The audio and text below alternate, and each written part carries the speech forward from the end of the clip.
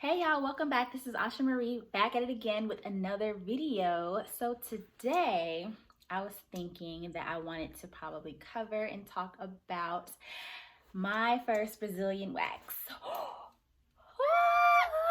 I'm not going to talk about like my personal experience. I'm going to talk about my first time doing a Brazilian wax. So if you don't know already, I am an esthetician and my focus is full body waxing. So it can be intimidating for a lot of people when they're getting ready to learn how to do that or when they're training for that, because it's a very, very intimate service. It's very up close and personal. And if you don't do it right, I mean, you're basically,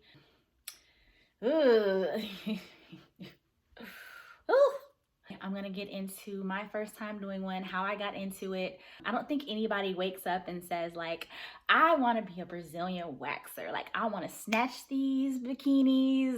I mean, I don't know, maybe somebody does wake up like, I know I didn't wake up like that. Like, my original field was merchandising. I enjoyed it, but I didn't like it because it does include a lot of heavy lifting. It includes a lot of fixture assembly. I had one guy from another company come up to me. He was an older gentleman. He was like, "You're way too beautiful to be doing this kind of work." And I'm like, oh. So I went to beauty school, and so I decided to start working for a place that specialized in waxing. And it was fun. I loved my coworkers. Like, it was a good vibe. Like, everybody looked cute coming to work. We all had a good sense of spirit, which is why I think it's very important. Like, wherever you work, you have to have a good work environment. Good management is key. My first time waxing was me waxing my trainer. Let me just lay this out for you really quick. I'm coming in, this newcomer, basically straight out of school. Everybody who works there has been out of school. They've been working there for a while, probably since the place opened. And the person who trained me was like the top girl. Like, not everybody, but like a lot of people requested for this person to do their wax. She was really quick. She knew her stuff. She hit her sales. She was pretty. Like, it's just a lot. And I was just so intimidated. I was honored, but like I was also intimidated because I'm like, oh my God, I don't want to look like I don't know what I'm doing. I have to wax her. Like, oh my God, what? Oh shit. Don't let me snatch this girl's lips off, please, Lord. When it was time for me to wax her, I learned my pattern, you know what I'm saying? Like, I learned my cues, I learned my scripts, all that stuff. So one, I was nervous because I didn't want to look like I was nervous. Like, when you're dealing with someone's bikini area, you can't be down there looking like you don't know what you're doing. Like, and that's with anything and anybody. I'm just saying, okay? So I didn't want to look like I didn't know what I was doing. But mind you, like, this is the first time I've seen somebody else's hoo-ha before. Like, I don't just be out here looking at everybody. Well, now I do because I work. But before that, like, I didn't look at everybody's. I think one of the only times I've seen someone else's treasure box, like, up close and personal. Well, I should say the first time I saw somebody's treasure box was, y'all, it was my great-grandmother, y'all. Rest in peace. I saw my great-grandmother's treasure box, y'all. Treasure box? I saw my great-grandmother's kitty box, y'all. And it wasn't pretty.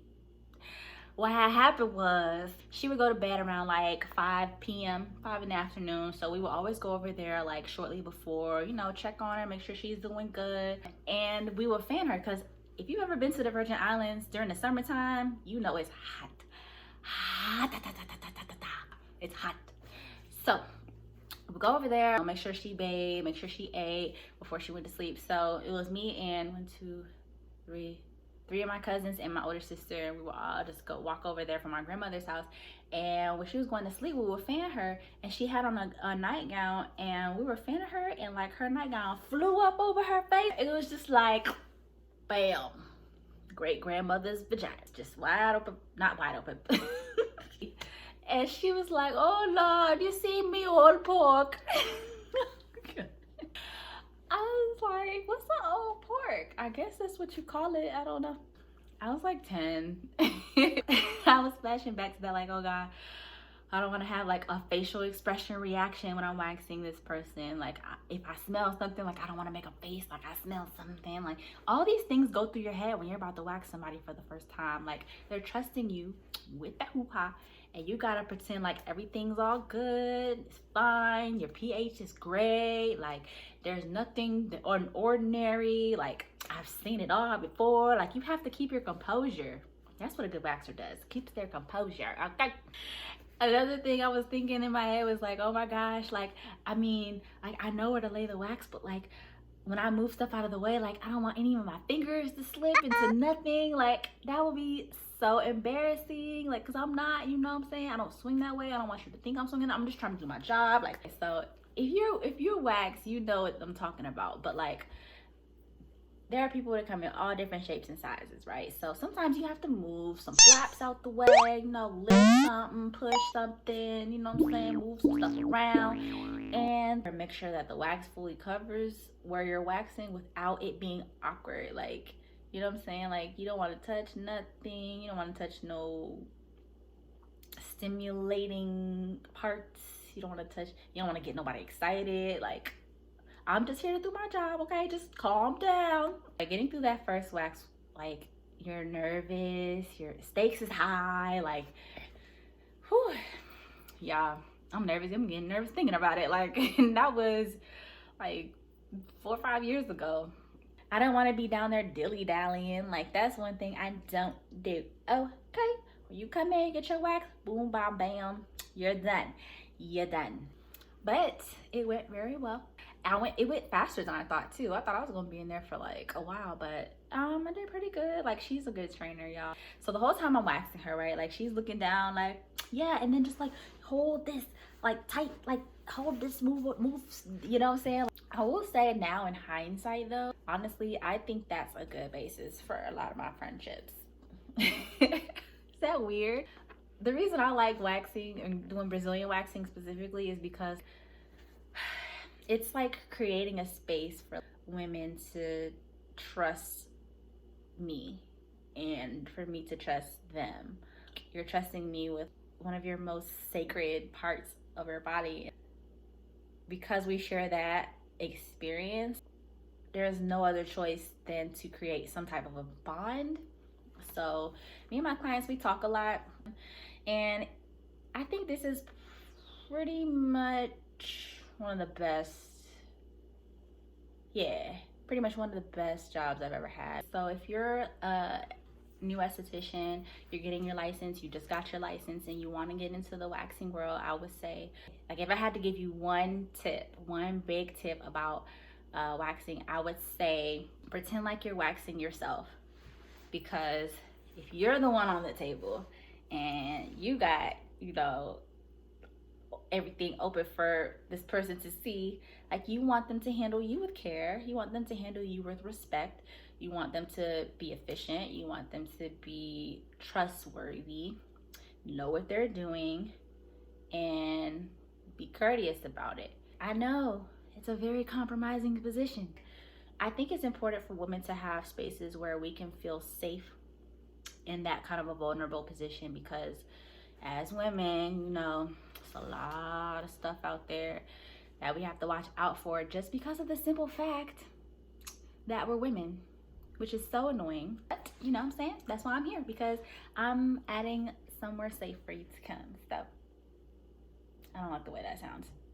Like, everybody's different. Like, girl, embrace yourself, okay? Like, you don't have to feel insecure about nothing going on down there, because first of all, it's a gift and it's a blessing and it's a treasure and it's to be cherished. If that's one thing that's keeping you back from getting waxed, like somebody judging the way that you look, fuck them. That's how you have to walk in there. Like, listen, I know what I got, do what you need to do it right, and don't be talking shit about me. I know that's easier said than done, but that's for real though. If I stop waxing and I still get waxed, I would be so, I'm gonna still be training, because if somebody do something that I don't like, I'm gonna be like, you know, you could give me a glove, let me, here, I'll hold, pull it now, pull it fast, hurry up, speed it up, speed it up, speed it up, speed it up. You know what I wonder? I wonder, how do people get to the point where they want to do anal bleaching? Yes, that's a thing. And it's exactly what you think it is. Like, how do you get to that point? You know, looking in the mirror like, you know what? I'm gonna bleach it. You know what? Can you bleach back there? Can you bleach that back there, please? It would be nice. And then if you do it, like, what if you go too far? Like, what if it's then like too light? Now it just looks like a big bleach spot back there. Like, oh, like, I don't know. I'm sorry. This is really weird that I'm talking about this, but it's true. Yeah, so that would be mad weird. Like, if you do it, be careful because you want to make sure it's even, not like you can see the spot that you bleached. But the more you know, right? This is really awkward. If you're going to get ready to get your very first Brazilian wax for the very first time, I would say make sure the area is clean, that your hair is long enough. If you shave like and then try to get a wax 2 days later, no. Like, why would you think? No. You want to be prepared to start a skincare regimen. That is major key. You can't just get waxed and then like just leave it. If nothing else, moisturize, exfoliate. I care. A lot of these waxers care. We care about your hair. Now give me that. Girl, give me that. Girl, give me that. I should make a playlist for this. And if you want to download this playlist that I'm just coming up with, check the link. Check the link in the description box. You should listen to this playlist while you're on your way to your wax appointment. That'd be funny. Get into the spirit. You know what I'm saying? Did you know that the skin is the largest organ on your body? Because it's an organ and it covers your entire body for the most part. It's an organ. Take care of it.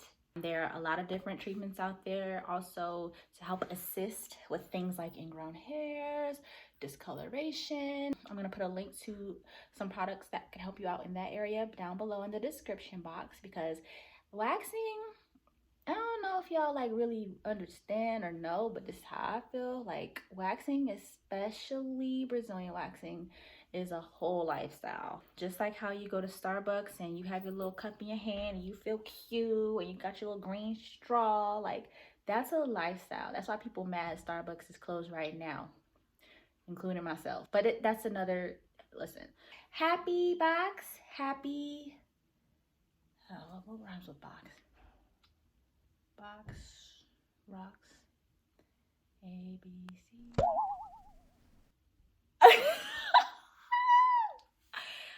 Oh, don't say that. Happy, joy. Also, keep in mind that ingrown hairs are ingrown hairs are like love bugs. If you live down south, you know what I'm talking about. Love bugs during the spring and summertime are the worst. Like, they just come out of nowhere and they think they're entitled to like land on you and be on you. Like, can you not? Like, can you stop? Like, can you stop following me?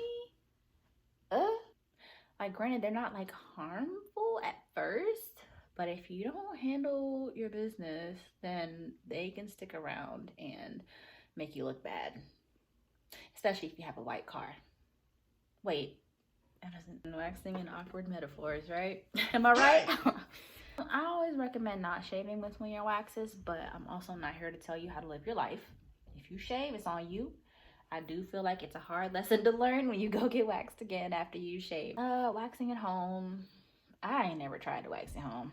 I don't think I would try. Oh, I mean, it's different because I do this. First of all, let me just say, the bikini area is not an area that you want to be waxing for the first time if you've never waxed before. Like, that's like advanced level. This is advanced level stuff, okay? Like, you can't be out here like, all right, let me get this microwave wax and these pieces of paper that I found from the printer, and you know what I'm saying, you're gonna mess it up. You're going to mess it up, and then you have to find someone to fix it. We don't mind fixing it, but don't do that to yourself. It's not worth it. It's not worth it, because now you look crazy for the next few weeks. And who enjoys life when they look crazy? I mean, okay, not a lot of people do. Y'all can tell I enjoy what I do. I love my job. I can't wait to go back. If you're watching this later on in another year or something. The year was 2020, okay? It's March 2020. Quarantine time is real. People are out of work. Companies are closed. Salons are closed. So that's why I'm here making this video, because I've always wanted to talk about this, but like I just never like made time for it. Please subscribe to my channel. Oh, it was so fun talking to y'all about this. I look forward to releasing more content. If you have any questions about waxing, skincare, any of that stuff, feel free to comment, ask me, DM me personally, like whatever you need to do, because I am here to help. I don't care if you don't live where I live. I'm here to help because I'm passionate about it. So bye y'all, take care, stay healthy, and I will see you next time.